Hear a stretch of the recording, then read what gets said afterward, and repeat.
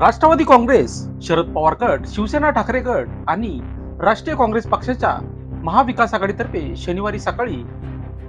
Shinde toll नाका येथे विविध मागण्यांसाठी रास्ता रोको आंदोलन झाले। सर्व मागण्या मान्य करून लवकरात लवकर त्याची पूर्तता केली जाईल असे आश्वासन मिळाल्याने आंदोलन मागे घेण्यात आले। दरम्यान या आंदोलन प्रसंगी राष्ट्रवादी काँग्रेसचे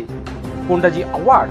गोकुळ पिंगळे, जिल्हाध्यक्ष गणेश गायधनी, रामकृष्ण झाडे, संजय सोनवणे, रमेश ओटे, मधुकर सातपुते, दिनेश धात्रक, संदीप शेळके, जयराम शिंदे, तुषार जाधव, लक्ष्मण मंडले, शरद गायधनी आदींच्या उपस्थितीत आंदोलनास सुरुवात झाली। शिंदे टोल नाक्यावरील गुंड प्रवृत्तीच्या कर्मचाऱ्यांना कामावरून कमी करावे, स्थानिक नागरिकांना टोल माफी करावी, 20 किलोमीटर परिघातील सर्वच वाहनांना टोल माफी करावी, तसेच येथील सर्व्हिस रोडवरील बंद पथदीप सुरू करावे, भुयारी मार्गाच्या खाली विद्युत व्यवस्था करावी